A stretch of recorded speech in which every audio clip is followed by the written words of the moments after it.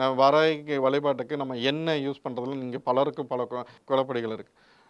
சுத்தமான தேங்காய் எண்ணெய், செக்கில் ஆட்டின எண்ணெய். இன்றைக்கி இருக்கிற எண்ணெய்களில் பலமும் கலப்படமாக இருக்குது. நீங்கள் ஒரு விஷயத்தை நினச்சி நீங்கள் ஒன்று செய்ய போக அது எதிர்மறையாக ஒரு விஷயத்தை கொடுத்ததுன்னா அதனால் ஆகாது.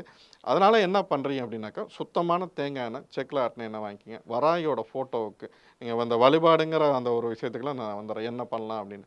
பிரம்ம முகூர்த்தத்தில் எழுந்திரிச்சு வராய்க்கு விளக்கேற்றி, அதாவது சுத்தமான தேங்காய் எண்ணெயில் விளக்கேற்றி அவளுக்கான படையல் பார்த்தீங்கன்னா, நாம் பலமுறை நான் குறிப்பிட்றது என்ன அப்படின்னா, ஆத்மாத்மா ஒரு குவளை நீர் வச்சு நீங்கள் வணங்குனீங்கன்னா போதும்.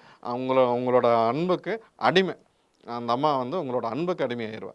நம்ம படையல் வச்சு என்னோட ஆத்ம திருப்திக்காக நான் அம்மாவுக்கு நான் இதை வைக்கணும், நான் இப்படி சிறப்பான படையல் போடணும் அப்படின்னு வச்சு ஒரு தலவாழையில் மக்காச்சோளத்தை வைங்க. மக்காச்சோளம் வச்சு நீங்கள் வழிபாடு பண்ணுங்கள். அது போக என்னென்னா, நீங்கள் ஒரு நாட்டுக்கோழி முட்டையை கூட நீங்கள் வச்சு வழிபாடு பண்ணலாம். அசைவ தெய்வமா அப்படின்னு பார்ப்பாங்க. நீங்கள் முட்டையை வச்சு நீங்கள் வழிபாடு பண்ணி பாருங்கள். அமாவாசையிலேருந்து அடுத்து பௌர்ணமிக்குள்ள என்னென்ன மாற்றம் வருது, உங்களை என்னென்ன தேடி வருதுன்னு நீங்கள் பாருங்கள். இதை நீங்கள் சிலருக்கு என்னென்னா, ஏதோ முட்டை வைக்கிறதா அப்படின்னு ஒரு முட்டையை வைங்க. இது கூட இன்னும் சுபிட்சமாக இருக்கணும், என்னோட தேவை நிறைவேறணும், என்னோட தேவையை நினச்சி நீங்கள் வேலை செய்ய வேண்டாம். ஆத்மார்த்தமாக நீங்கள் சரணாகதி ஆயிருங்க. அம்மாவோட காலடியில் சரணாகதி ஆயிருங்க.